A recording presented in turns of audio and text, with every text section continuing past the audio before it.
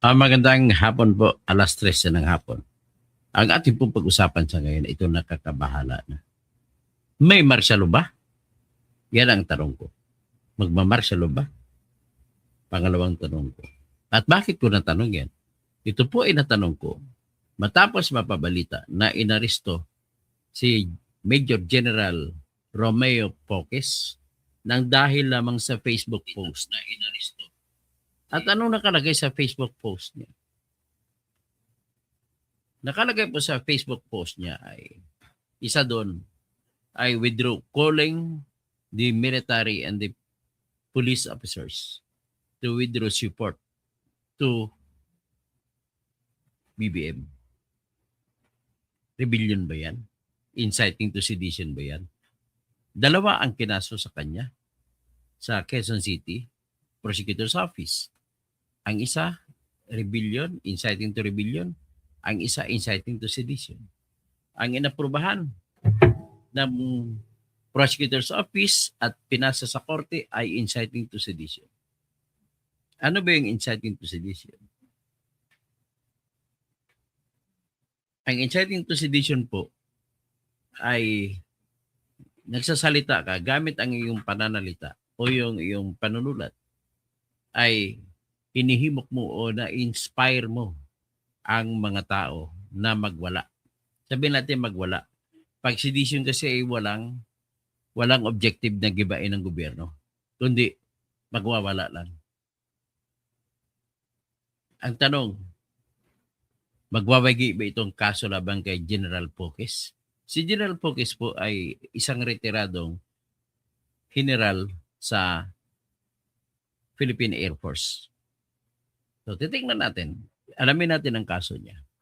At dagdag pa niyan ay ito po yung napabalita na yung magpipirma lamang sa budget ng 2026 budget natin ay binawalan ang lahat magdala ng cellular phone. Bakit naman? Babawalan, kung babawalan mo, lahat doon na pupunta ay nakatingin na lang, nakapanood na lang. At okay lang sana yan, babawalan mo yung mga official na pupunta doon para manood, para sumaksi sa pagpipirma. Sino-sino itong mga official na dapat pupunta doon.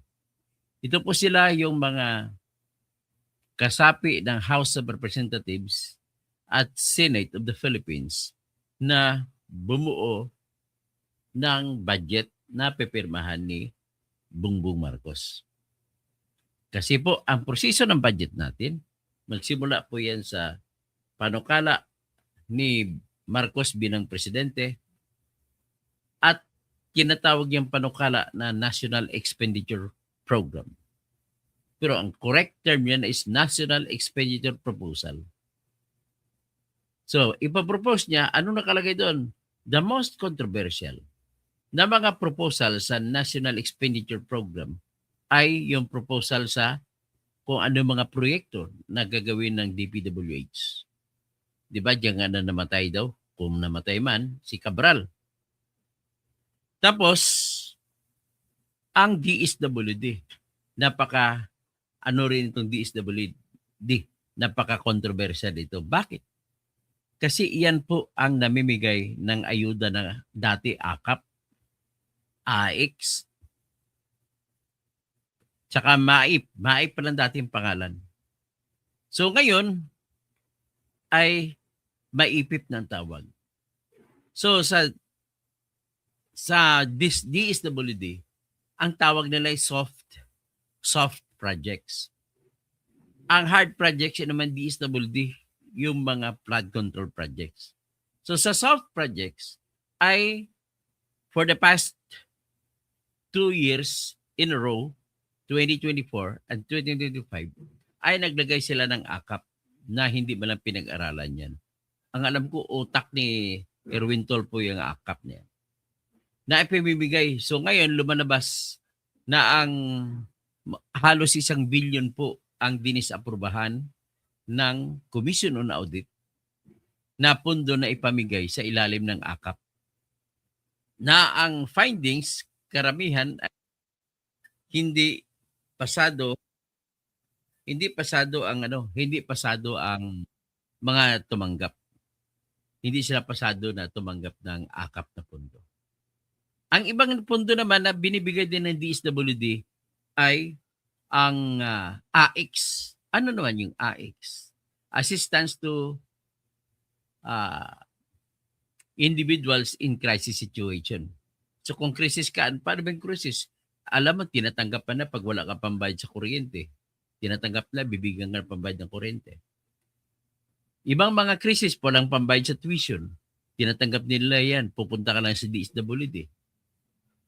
Bibigyan ka, ipakita mo lang yung billing ng school. O pupunta ka ron, kailangan mo na bibili ng gamot. Ipapakita mo yung resita ng doktor. So, pupunta ka ng ospital, kung wala ka makukuha sa tinatag na MAIP, ay pwede kang kumuha sa AX. So, lahat ng klaseng sitwasyon na krisis ang isang tao, alam mo, walang pambili ng pagkain. So, pwede rin sila kumuha doon.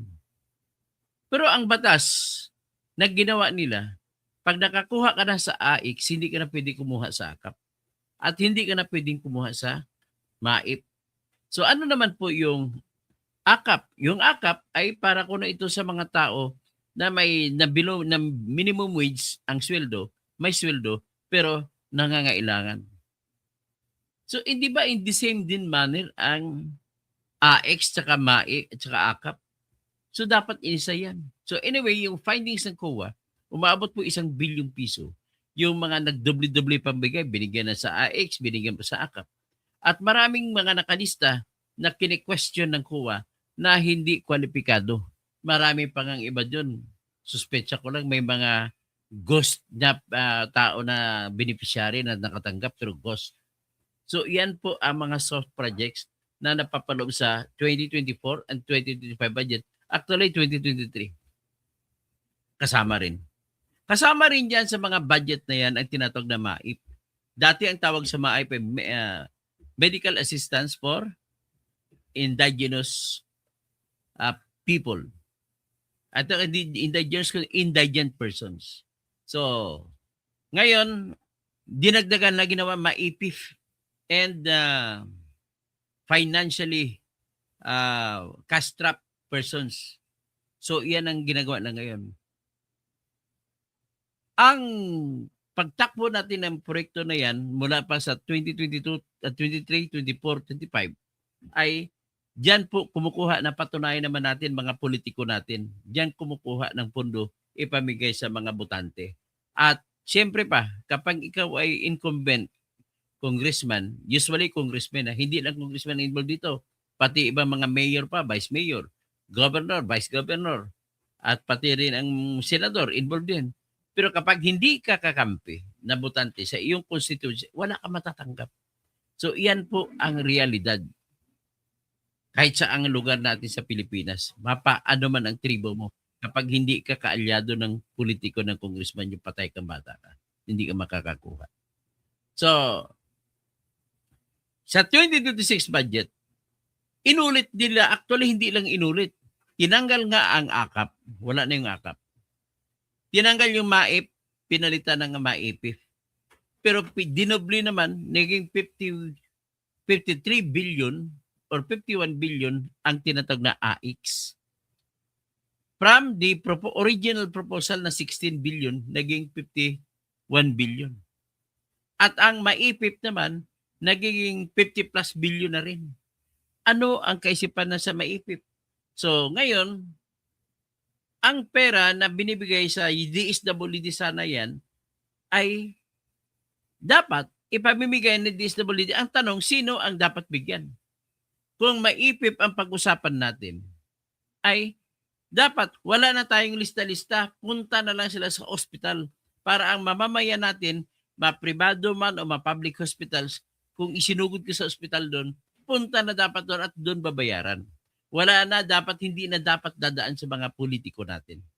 Ang problema, itong 2026 na budget na pipirma ni BBM ay nilagay pa rin ang guarantee letters.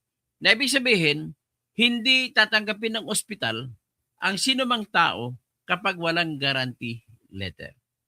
Pagka ganoon, binigyan mo pa ng pagkakataon ng mga politiko na manipulahin ang mga botante niya kung sino ang bumuboto sa kanya, iyon lamang ang pagbibigyan niya. At saka yung kumukontra sa kanya ay hindi niya na mabibigyan. Ganon po ang mangyayari at mangyayari.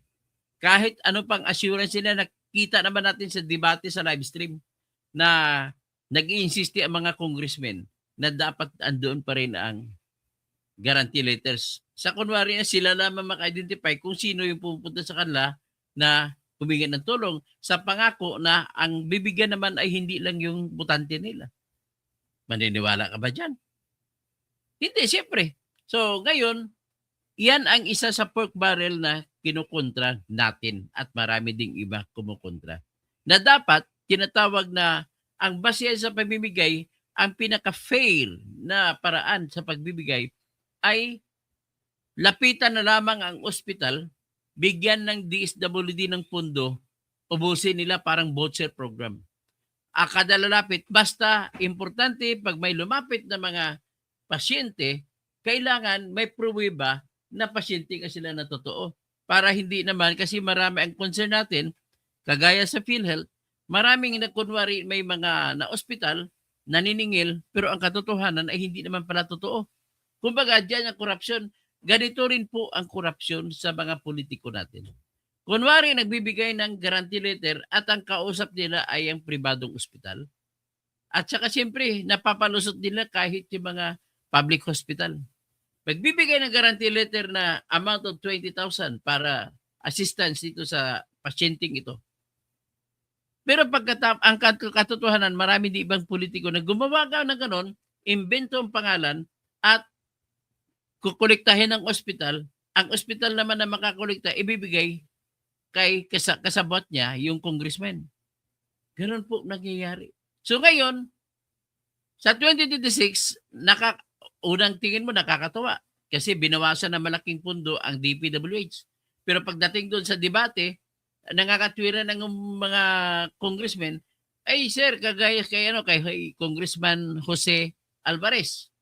Sa Palawan siya. Sabi niya, hindi naman po pareho ang presyo ng buhangin sa North Palawan compared mo sa South Palawan. Sa South Palawan po, maraming mga ilog, kaya mura yung buhangin. Pag pumunta ka naman po sa El Nido, sa North Palawan, sa San Vicente, at saka sa Taytay, Rizal, o Rojas na Palawan, ay mataas kuno ang bayad, ang presyo ng buhangin kasi kukunin pa sa South. Yan ang mga ganun, mga katwiran pinalabas nila, kaya pumayag ang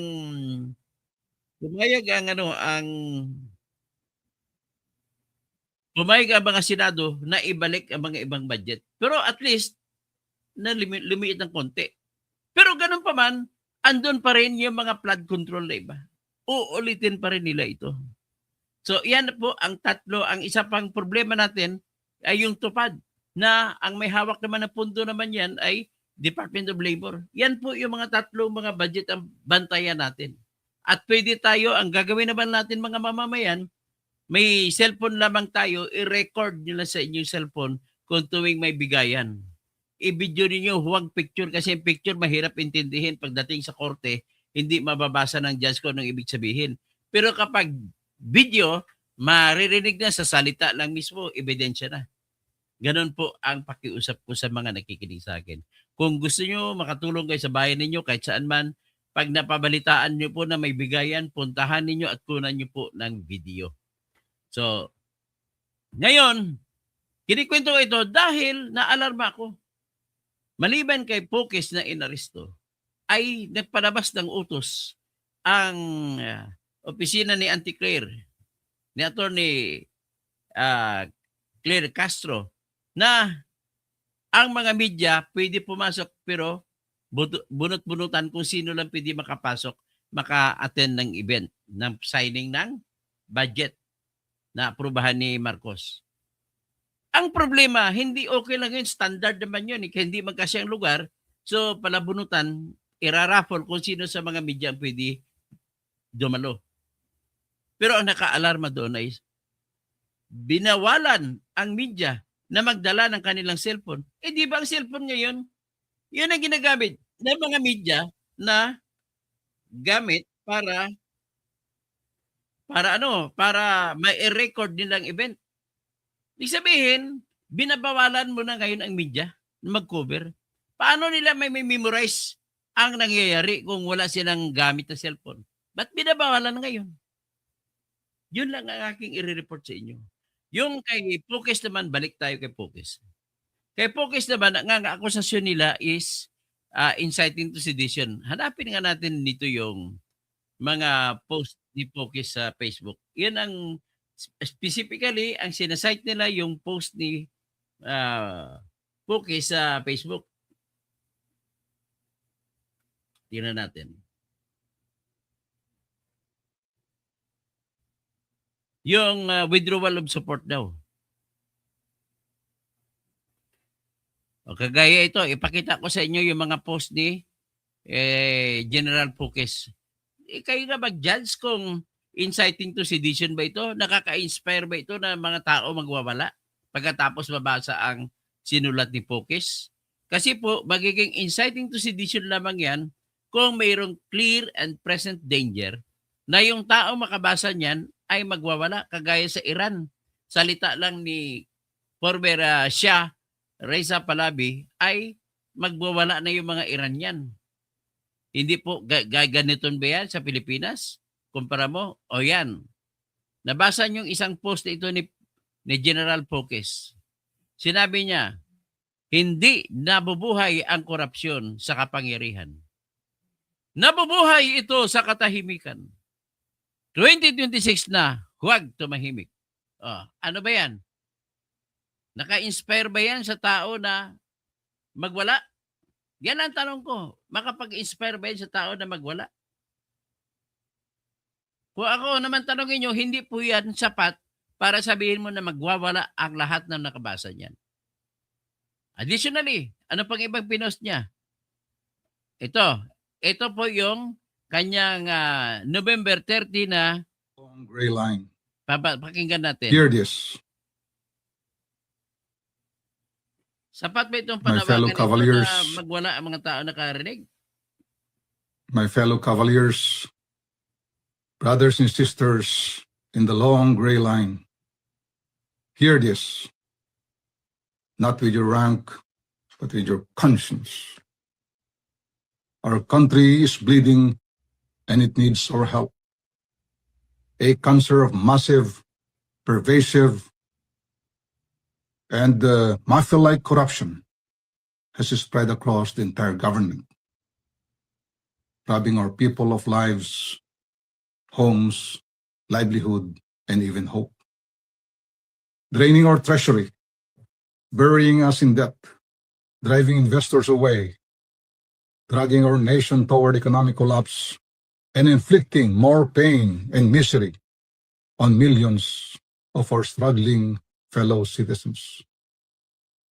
And the harsh truth is this: corruption thrives because too many good men and women choose to remain silent. But we, PMA graduates, were not raised to be silent. We were forged into an ideal under one sacred banner: courage, integrity, loyalty.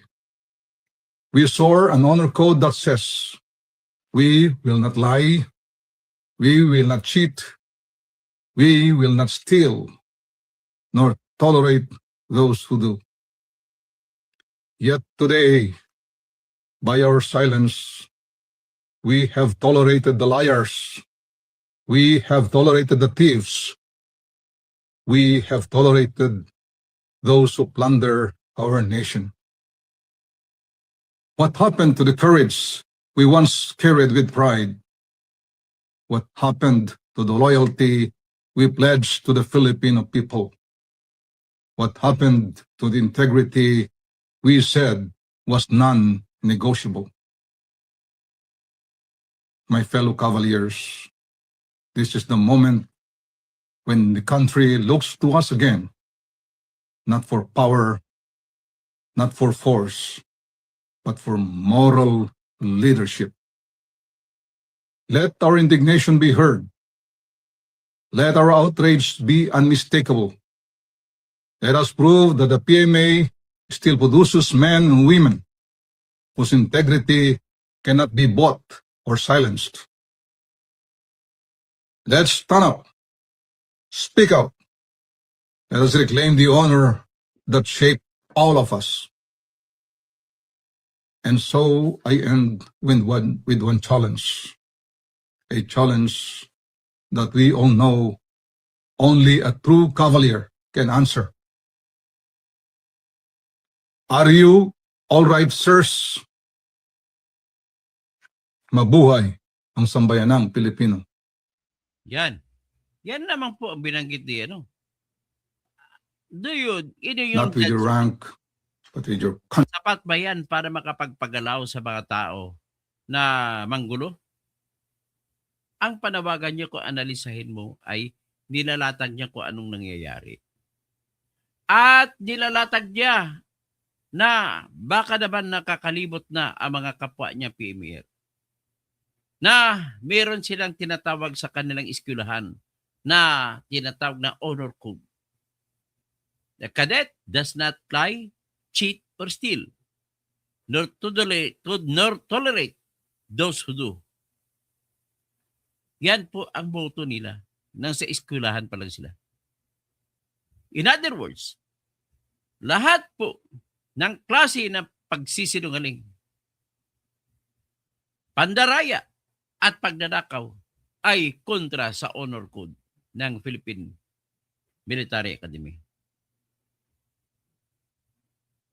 Kayo mga kabalyer nakikinig sa akin ngayon, pati mga PNPA na although hindi sila PMers pero ang nagpatayo ng PNPA ay mga kabalyers din. In other words, namana nyo rin yan mula sa PMA. Andyan ba kayo? Idealist ba kayo? Nakakalungkot isipin na marami ka makikita ang graduate sa PMA na mga kidnapper. Graduate sa PMPA na mga kidnapper. Na mga drug lords. At sumasawsaw sa kung ano-ano basta lamang mabigyan ng rangko ng presidente. O yan, makikita akong isang PNPA graduate na hinahangaan ko pero nagdududa na ako ngayon, si General Nicolas Torre. Kababayan ko yan. Di ba't mo tinanggap, ang unang tanong ko sa iyo, bakit mo tinanggap ang pwesto na General Manager ng MMDA? It is an affront to your personality. It is an affront to your reputation, to your integrity as a police officer. Police ka, hindi ka manager ng mga civilian posts. Hindi ko alam kung gaano karami ang trabaho sa bilang general manager ng MMDA na kaparehas sa trabaho sa PNPA na kung saan ka natuto. Ang trabaho sa MMDA, pinakamalaking trabaho ng MMDA ay paano mo gagawin na hindi magkaroon ng traffic. Hindi trabaho ng pulis yan. Pangalawang trabaho, which is secondary to DPWH, ay yung baha sa Metro Manila ay paano mo maaresto. Sa bagay, hindi ka naman civil engineer, kundi electronics engineer ka.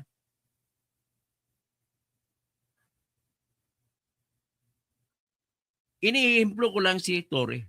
Marami pang iba dyan. Mga kabalyer ko. Paano naman yan, General Browner? You are also a PMer. Paano yan, General Nartatis? PMer ka rin.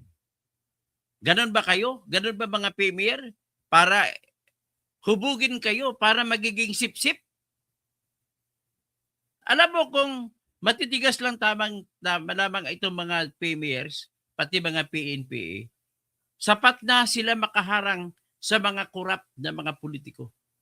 Kung hindi sila pumapayag, kasi panay kayo sip-sip, appoint dito, appoint doon, lalapit kay congressman, lalapit kay general na retired, lalapit sa mga judge, lalapit sa kung sino-sinong politiko para i-appoint na bilang maging city director, magiging provincial director. magiging regional director, magiging kung ano-anong pwesto. Lahat na lang nakasabi sa mga tinatawag na qualification na MBA. May backer ako. Pare-pareho naman kayo na hinubog dyan sa PMA at PNPA na magiging magaling. Ibig sabihin, one can never say that he is better than his classmate. Pare-pareho lang kayo. Ito naman, ito mga politiko natin, natuto na ito sa kultura na kung sinong loyal sa akin, yun ang aking i-appoint. Hindi ba dapat kung sinong loyal sa bansa, dapat yun ang pipiliin mo? Kasi ang loyal sa'yo, yun po yun ang gagawa ng kasinungalingan, gagawa ng pandaraya at magnanakaw para doon sa politiko na pumili sa kanya. Ang sitwasyon po sa PMA tsaka PNPA na mga opisyal ay hindi rin nalalayo sa sitwasyon ng mga abogado na gusto maging judge. Gusto maging prosecutor. Sip-sip dito, sip-sip doon para mailagay maisasama sa shortlist. Hindi na na-exempt dyan si Remulla. Ginamit niya ang kanyang pagiging malapit na malapit kay BBM para talunin niya ang ibang mas kwalipikado pa sa kanya. Tandaan mo yan, Buing Remulla. The only qualification required of a lawyer to be an ombudsman is reputation for honesty. At kapag ikaw po ay naging politiko, red flag ka na, dapat disqualified ka na. Kasi hindi mo kaya na magiging malaya pag ikaw ay politiko. Sigurado ako na namimili ka rin ng buto nung ikaw tumatakbo para maging congressman ka ng district nyo sa Cavite o naging gobernador ka sa Cavite. Kaya ikaw talaga one of the biggest disgrace and disdain of this nation is Remulla. Unang-una, huwag ko na questionin ang iyong katalinuhan. Although ang dami mong palpak na desisyon, magbendalo ka pa. Nakakahiya yan sa batch ninyo sa University of the Philippines. Kaklase mo yung one of the best justices ng Supreme Court na si Justice Marvick Lunin. Yan po ang nangyari. Kaya ang nag-shout out ako ngayon, inaalarma ko na bakit kinikitil na ngayon ang kalayaan sa paghahagilap ng balita. No less than Claire Castro has imposed on the reporters assigned with Malacanang not to bring their gadgets in covering the signing of national budget for 2026. Ano ba meron dyan? Bakit itatago nyo? Di ba? Ano bang meron dyan? Kung wala kayong tinatago, hindi na balikat ang mga official. Dapat pupunta dyan kahit sino na nadadalo ay dapat walang pagbabawal sa pagdadala ng cellphone. Ang cellphone po ay dugtong na ng buhay ng bawat isa sa atin. You can never live without a cellphone. Lalo na sa mga media men, mga taga-media. Yun na pong armas nila sa pag-interview. Nare-record nila dyan. And if you will prevent them from bringing, you have committed the sin of prior restraint, Attorney Castro. Alam niyo ba kung ano ibig sabihin ng prior restraint? Yung hindi pa nangyari ang insidente, ay binawalan mo na siya sa mga bagay na may relasyon sa insidente. Ikaw mediaman ka. Kung ikaw ay broadcaster, paano ka maka-interview? Kung wala kang cellphone, sir, ano sir, nangyari? Paano magre-record? Kung wala yung gadgets. Di ba ito'y Marcialona? Na aligaga na, nagpapanik na si BBM. Natatakot siya doon sa kay General Poques. Tingnan natin ang iba pa. Ano pa bang ibang ginawa General Poques? Ito, December 2. I-play natin ito. Yung mga vlog at saka mga post ni General Poques sa Facebook, yun ang ginamit na kaso laban sa kanya. Ito, pakinggan natin. Yung taong bayan nagsasabi, hindi na karapat-dapat maging Pangulo ang ating Pangulong Bongbong Marcos. Yun lang. Sir, kanina meron din po kayo nabanggit about Sir Bronner. Pwedeng, Yes. Oo. Dahil nga hindi na karapat-dapat ang ating Pangulo ay napatunayan magnanakaw at saka bangag, drug addict. Hindi siya pwede maging Commander-in-Chief ng Armed Forces of the Philippines. Kaya tayo, ang mga taong bayan na nanawagan na ang Chief of Staff sumama sa sigaw ng tao pakinggan ang hiling ng tao na mag-withdraw na siya ng support kay Chief of Staff ay kay President Ferdinand Ferdinand Marcos.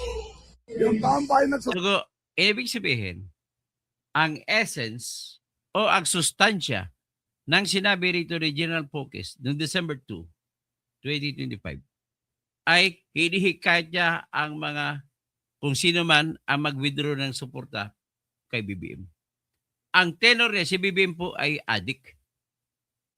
Nagnanakaw sa mali-malitang mga pagnanakaw na mga dineliver sa kanya ni Saldico. Sobrang ebidensya na po yun. Kung ang pag-usapan natin ay political decision. Iba yung kaso sa korte. Hiwala yun. At nung lately, yung pagiging bakla niya, nagpapatira pala sa bully, sa lubot. Oh. May ebidensya si Dean Chase. Nakuha ko rin mga ebidensya. Ayaw ko lang ilabas. Ang ebidensya nakikita ko, kitang-kita po yung buong katawan ni Lisa. Hubad na, hubad-hubad. Pero hindi ko ilalabas yun. Naawa ko sa kanya. Hindi po yun AI. Imposible gagawin ng AI yun. So, our leaders, Bongbong and company, are becoming crazy. The craziest of the craziness ang nangyayari sa ngayon. Craziness lang from the start, pero ngayon sila talagang crazy.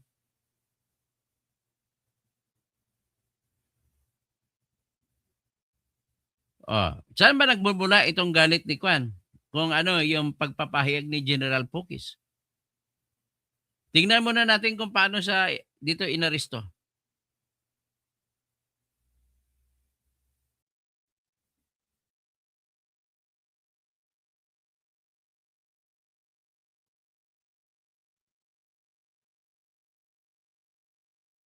Karapatan namin yon.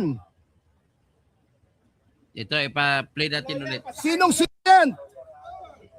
Kailangan ng lawyer present. Kailangan naming makausap ang kliyente namin. We are demanding. Pasakayin niyo yung isang abogado dyan. Karapatan namin yon. Sinong senior officer? Kausapin ko po. Attorney Topacio po. Di kayo makakalabas dito ang hindi nyo kausapin ng lawyer. Sinent. Kailangan ng lawyer present. Kailangan naming makausap ang kliyente namin. We are demanding. Pasakayin niyo yung isang abogado dyan. Karapatan namin yon. Sinong senior officer? Kausapin ko po. Attorney Topacio po. Di kayo makakalabas dito ang hindi nyo kausapin ng lawyer.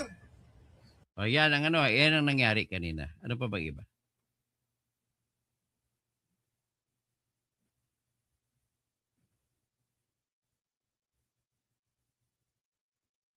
So ito si Kwan kanina, itong 4 hours ago. Ito po si General Pocas. So nakita niyo si General Pocas, nagserbisyo sa bayan. Isang piloto. Retired Air Force General Romeo Pocas was arrested today on charges of sedition filed by the CIDG. So who is Romeo Pocas? He was a career Air Force officer, a Major General, and a man trusted with command, logistics, disaster response, and national security. The kind of resume Filipinos are taught to respect without question. But retirement didn't really end his closeness to power. Like many senior officers under Rodrigo Duterte, Pocas was given a civilian post with board seats at BCDA and later PNOC. This wasn't unusual. Duterte openly favored ex-military men for civilian jobs. Dozens were appointed across government during this time. That's where things start to tilt. Because when retired generals stay inside the orbit of power, some begin to believe they're more than private citizens, that they're guardians, correctors, and men who can step in when democracy feels messy or slow. History shows where that thinking leads. Come 2025, Pocus was no longer just criticizing government policies. He was linked to actions authorities viewed as destabilizing, enough to land him facing an inciting to sedition case, from decorated officer to accused agitator. That shift didn't happen overnight. It followed a familiar Philippine pattern. And this is exactly why military adventurism cannot be tolerated. Because we've lived through it before. Repeated coup attempts after 1986, civilians killed, economies shaken, institutions weakened. Every time soldiers tried to fix politics, the country paid the price. That's why the Constitution is blunt about this. Civilian authority must always be supreme over the military. So why do some career officers fall into this trap? Because soldiers are trained to act rather than wait. Because command creates moral certainty and retirement, plus political access can feel like unfinished duty. And because power once tasted is hard to fully give up. Focus story isn't just about one man. In a democracy, no amount of medals, rank. Saan ba ako? No amount of medals, rank, or past service gives anyone the right to pressure, threaten, destabilize civilian rule. The uniform is meant to defend the Constitution, not to decide when it should be bent. Okay, sabi na ni Jerry Kakanin din. Pero ang pakita dito, yung litratong ito, this is a symbol of the weakness of the government of Bongbong Marcos. Kasi he resorted to tell his men, his lieutenants, to file cases against all persons who are going against his way. Sino ba itong baklang ito? Bakit natin papayagan yun?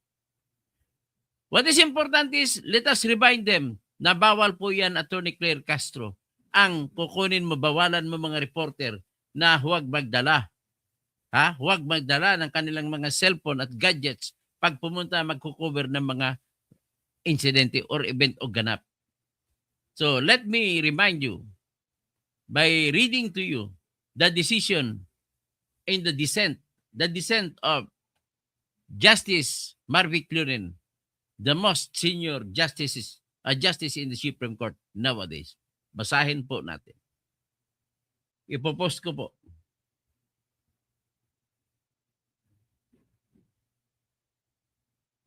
Ito po yung panulat ni Justice Marvic Lurin. Basahin natin po sabay-sabay. Sabi niya, here, respondents mainly contend that Rappler's prohibition from attending presidential events is not a form of prior restraint. Yan, the same thing, binawalan na umadumalo na mag-cover ng insidente para gawing report ang Rappler. And that the documentary requirements for accreditation do not restrict the publication of news articles. Kaya dinahilan lang, pinaikot-ikot lang na hindi naman binabawalan ang Rappler, kundi hinanapan lang ng papel. Ganon din yun. Pag hindi makapagpakita ng papel, di binawalan nyo. Yan ang katwiran ni Justice Lunin. So sabi ni Justice Lunin, respondents ito sa gobyerno, argue that the accreditation which necessitates a Securities and Exchange Commission registration is enforced to ensure that only legitimate mass media entities and journalists can access presidential events.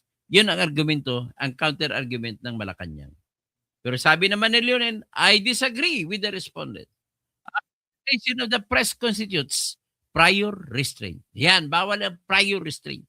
Ibig sabihin, yung bago mangyaring insidente, may pagbabawal na nangyari. Ang tawag niyan ay prior restraint. It is a government regulation that burdens and touches upon the work of the free press in the production and publication of news. A license or permit is required before the press can effectively do its work. It touches upon the exercise of free press. If a press entity cannot comply with the documentary requirements for accreditation, its access to the source of news is hampered. This is regardless of the fact that the press can due to its ingenuity, still produce and publish news. Accordingly, the order is presumed unconstitutional and the government has to prove its constitutionality. It failed to overcome this burden. The requirement of registration is a content-neutral regulation that regulates the time, place, and manner of the press coverage of the events and gathering of information.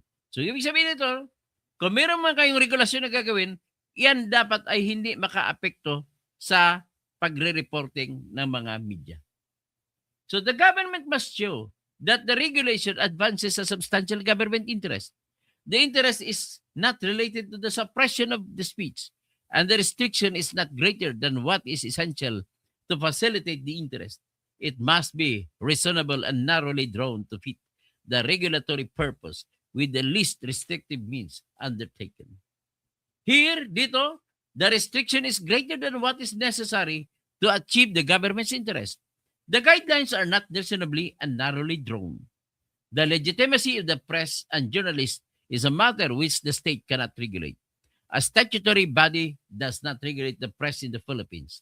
President number 576 expressed the policy of the state to allow mass media to operate without government intervention or supervision in policy determination and news dissemination activities. The media is intended to operate through self-regulation. Thus, the state cannot interfere and regulate the press by attempting to determine which media outlets are legitimate and which are not. The Presidential Communications Office, through the Media Accreditation Registration Office, does not have the power to be a media regulatory body.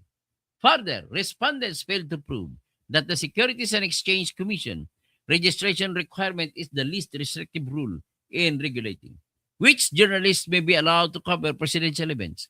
There is no explanation of how their current requirements are reasonable and narrowly drawn to fit their purpose. On the other hand, the consequence of banning petitioners from covering presidential events like the signing of the presidential national budget has invasive effects on the exercise of the free press. Covering government events and information gathering are indispensable for the press to deliver the news. When the government restricts these activities, it hampers the work of the press and harms the stifles the function of the media and the democracy. Government interference in the form of a private restraint, especially affecting the media, bears the heavy burden of invalidity. Yan po ang sinabi ni Justice Marvic Leonen. So, bawal po yan na ginawa ni Bongbong Marcos na bawalan ang mga media na magkukover sa pagpipirma ng budget na isurrender ang kanilang mga cellphone at saka ibang lahat ng gadget. Malaking pagbabawal po. So with that, I leave to you the conclusions out of the premises and the analysis that I gave. Salamat po sa inyong lahat at mag-shoutout na lang ako. Ay, Maria Victoria Sanchez, lahat gusto patahimikin ni Bangag. Gusto niya sumunod sa kanya. Si Sin Colats, hi po. Jefferson Chaco, hi. Tapos si Amel Mutalib, may kapwa ko imisyuan. Assalamualaikum. Alaikum assalam, Amil. Doc Attorney, Engineer Totsky, it's too big. Buskag. Buli. Wala na ang Pinas. Lunod na sa korupsyon. Happy all na naman ang mga buaya. Yon. So, Lichen, like po, Bernard Magtibay, Bing Diboke, Manang Bing Diboke, good afternoon, Attorney Doc Toto. Thank you so much for the information. Henry Pineda, Henry Pineda, dapat talaga ilihin na yung PBM na yan o itapon sa PBM na yan kasi naliligaw hanggang tunay na issue. Siyempre, siya ang numero na kurakot, numero 1 kurakot, kaya siya ang naging mastermind. Talagang hindi naman lalabas yung pera sa flood control kung hindi niya pinirmahan. So, Andre Gueco, watching from Singapore, may apagat panapon sa mga kabalin na imbagamalim sa lahat ng mga kabsat. Marain hapon sa lahat ng mga Bicolano maupay na kulop sa lahat ng mga waray-waray. Maayong hapon sa tanang mga Cebuano, Ilonggo, Bulano. Tapos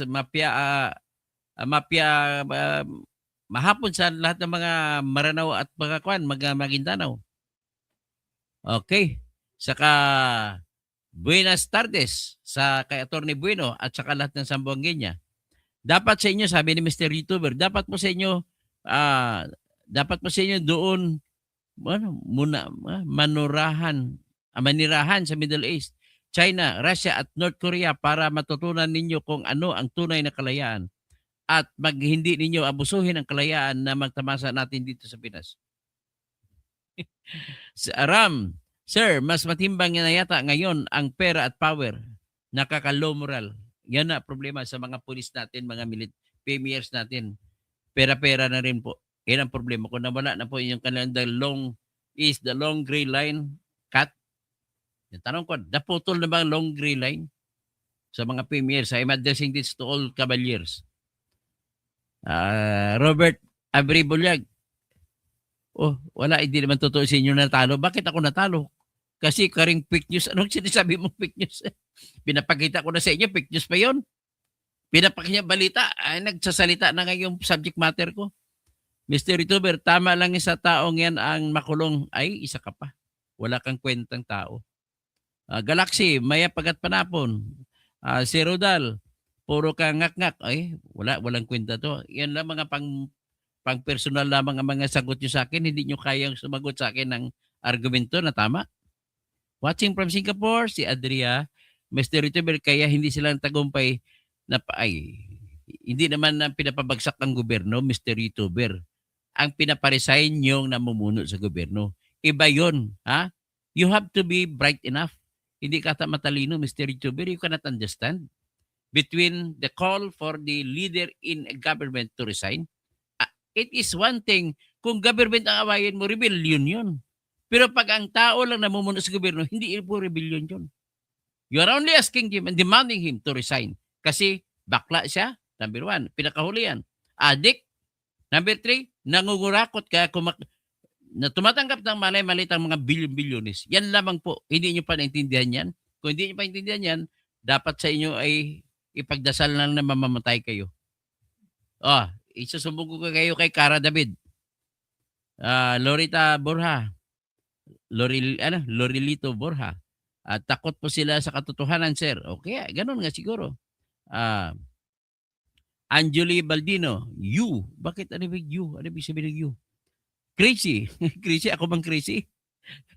Narciso Francisco, palitan mo at matalino ka. Sino? Ano ibig sabihin? Galaxy, nakita ko po yun, sir. Grabe, yaki. Stop talking. Are you even human? Yes, I'm a human being. Ikaw, are you a human being? Or you're only troll? Or you're only a bot? Armel Guzman, ilabas mo picture, release ako. Ay, hindi ko pwede ilabas ang picture, Armel. Guzman?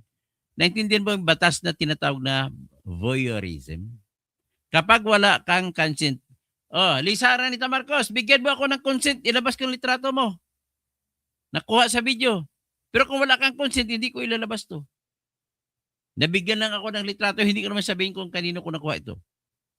Yami si Kuya, gusto palit ang lagi magugulo sa buong bansa. Ay, nako.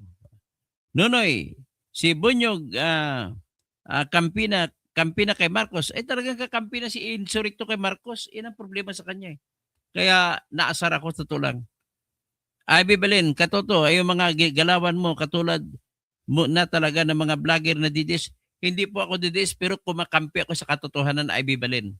At kung ang tinatawag mo katotohanan ay pagkakampi kay Bibim, well, nagkamali ka. You are nothing but a shit. Makoy, parang di abogado, di kaya pwede sumakay sa sakay na inaristo.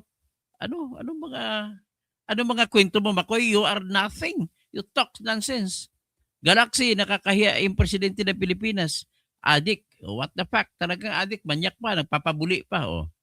Rosemary Barbie, deserve. Chris Bagtas, sir, dapat makulong mga vote buying na politiko at kurakot. Ang mga, siyempre pag vote buying ka, mangungurakot ka talaga. Si Mr. Ritover, ang tawag dyan ay mga abogado na matalino pero walang alam. Ay, ikaw ang walang alam. Kung ano naman sabi mo, kalayo ng mga logic mo. Makoy, buti nga sa kanya. Sino bang buti sa kanya? Mga bubo, mga DDS. Pag tinabong bubo, parang sinasabi mo, bubo ako. Kasi tawag niyo sa akin DDS. Di ba? Ba't matalino ka ba? Ang problema sa inyo, kapag every time na tinatawag niyo yung tao na bobo na DDS, ang feeling niyan, ang mas marami nasasaktan yung mga Bisaya sa Luzon at saka Mindanao. Bisaya at saka Mindanao. Kasi ang feeling namin ng mga Bisaya, minamata-mata nyo kami, inaalipusta nyo kami. Na feeling nyo kayo lang magaling. Ha? Ang magaling ay yung ibubuto si BBM. Tama ba yon? Let us not talk about race here. Let us talk about kung sino ang tao kahit saan ba siya nagaling tribo kapag magaling. Bakit mahal namin siya, no? Si Chubby Chingson. No, Ilocano rin yan. Hindi rin Bisaya yan. Helen Baguio. Edwin Bon. Yan ka na naman. Ay, wala kang kwentang basahin. Mr. Ritover, I don't like to read your kapabalik-balik ka lang ang kabubuhan eh. Get me, malapit na rin huliin, Mr. Ka. Ay, gawin nila kung gusto nila ko hulihin. At anong kasalanan ko? Kung ako yan, kargalan ka, tanggalan ko po ng pensyon. Ay, ano ba kayo? Sino ba kayo? Ay, hindi ko nabasahin ang iba, ha? Ay, Bibalin, ikaw ba sympathizer ni Junior Addict? Kim Changpol, buti yan para sa inyo, ginugulo nyo. Ay, isa pa itong gago ito. Pasensya na, natawag kitang gago kasi bubo ka eh. Sino pang iba? Snap salute to you, sir. General Pukis. Yun, mabuti pa ito. Pinupuri si General Pukis. Chris Bagtas, makulong mga criminals na politiko sa buong mundo. Dapat isama na ni Trump, bunutin si Bongbong Marcos. Teniente Gilbert Rodriguez, napatunayan niya ito sa kanyang ama na kinontrol ang media noon, martial law. Tama po yan, mga maupay nga kulop, Lieutenant Rodriguez. Si D.L. Lascano, dapat ginagaya kay Maduro ito. Okay, sino pa? Si Mr. Ritover, hindi ko nabasahin yan. Chris Bagtas, God bless you all, thanks. Carolina Anardo, BBM resign now. Rolando Catildrilla, mga kamag-anak ng kabigan ko si Alex, na one of the best Ilonggo composer, Alex Catildrilla. Ikakasal ka na. Yan ang kanta niya na ginawa. So, mga trolls at bangag, isama na yan sa wish ni Cara David. Yan dapat isama. Si Andrea, salamat po. Magbadala, bigyan nyo naman ako. Wala akong pera eh. Bigyan nyo naman ako ng super sticker. Yan na kung okay na sa inyo. Pero kung hindi, okay lang. Incapable of governance po si BBM. Sabi naman ni Litod. Edwin Nabon, anong maleta? Maleta na ngayon eh. Silent martial law ang gilaw ng admin. Rolando Catedrilla, grabing hinahunting nga nila si Dean Chase. Sinira nila ang locker nila Mr. Tubig at Dean Chase. Kanila ng milyones. Grabe ha. Yan ang bagong balita. Hinahunting na ngayon si Mr. Tubig. Yung taong nagbuli kay Bugbong. At saka kumants din kay Lisa. Elson Hisona. Ano pa yung buli? Ang buli po salitang Ilonggo. Nang ibig sabihin po ipuwit. Rolando Catedrilla, kasabwat, dibumbong ang mga trolls dahil bayad sila sa ninakaw nila. Kim Changpol, bulag ka lang kung less evil si bibi mo. Tapos Nora Irinco, tanong ko lang, totoo po ba na adik si BBM? Yes, totoo po adik si BBM. Maupay nga kulop alam ko waray-waray ka Mr. Irinco, Ma'am Irinco Nora. D. Lascano, dapat yan ginagaya na presidente ng Venezuela na kinalagkad. Rolando Catedrilla, mga kasabot ni Bangag, nasa wishlist na ni Cara David. Edwin Nabon, anong race ni Kim Sino si Kim Anong race ni Kim Hindi ko na mabasa. Pag ikaw hinuli, saya ng mga tao, iwan ko sa iyo. Baxpo TV, maraming salamat doon sa pag-share mo ng kaalaman as a lawyer, hindi basta-basta ang mga aral ng law at pumasa sa bar exam. DLS Canon, dapat yan ginagaya kay Maduro. Tapos si Edwina Bon, ay wala, galit sa DDS. Siguro DDS ka lang na DDS. Ha? Bakit mo sinapag tumatawag ka sa DDS, dinidiscriminate mo po kami mga Bisaya. Ganun lang, tinatawagin mo pang bubo. But the truth is, many Bisayans are very intelligent. Ganun lang po. Si Marcelito Pumoy, Bisaya. Pero nagpa-selfie pa sa kanya si President Trump. O, di ba? Gerson Forbes, mayabang kang kalbo ka. Carmelita Peña, ako, BBM Marcos pa rin kami forever. Eh, di ibig sabihin na isa ka nagdagdag sa kasiraan sa bayan natin kasi pagiging loyalista mo, yun ang padagdag sira. Ha, Carmel? So, next time, do not be proud. Ang proud ka kay BBM na adik, ha, manyak, tapos kawatan, ay wag ko sa iyo. Hindi siya Ilocano ha, kundi siya ay Bisaya na Waray at saka Ilocano. Pero siya po ay kawatan. Wag niya. Ang problema kay BBM, sinasangkalan niya doon siya humuhugot ng lakas loob sa mga Ilocano. Hindi niyo ba alam ng Ilocano na ginagamit lang kayo ni BBM? So Edwin Aban, wala bubo ka. Sino pa? Si Judge Style. Si Rolando Catedrilla. Maraming salamat po, Sir Rolando Catedrilla. Head Style TV o kapako MSU1. Judge Style TV dyan sa Saipan, sa the territory of the United States of America. Domiciano Balisa Lisa. Happy New Year. Happy New Year ulit sa inyo. Ellen Orga, patunayan mo. Anong patunayan? Solid Duterte tayo. Sabi naman ni Nora Erenco. Ernesto Balsi, bago ka mag-apusa adik. Hindi, napatunayan ko na po. Napatunayan ko na po, Ernesto. Kagago lang sa iyo pag hindi ka maniniwala. Rolando Catedral, salamat pariente sa pagnanaka. Sasabi ng totoo, kapitbahay namin dati sa Marañon Village nung Frank. Si Frank Catalunya po ay kapatid ng nanay ko po. Tapos, bakit pa wala kayong buhok? Ay, tatanong ba yan? Ibig sabihin, ininusoto mo ako. Ibig sabihin, inaalipusta mo ako dahil wala na akong buhok. Tignan ko nga, yung puwit mo may buhok pa? Joaquin, we are proud to hail from Mindanao, Superior ang Tagaluzon sa pagnanakaw. Wag naman tayo mag-api.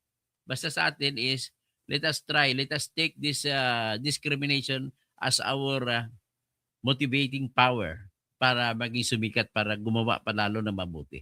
Okay? Magandang hapon po sa inyong lahat.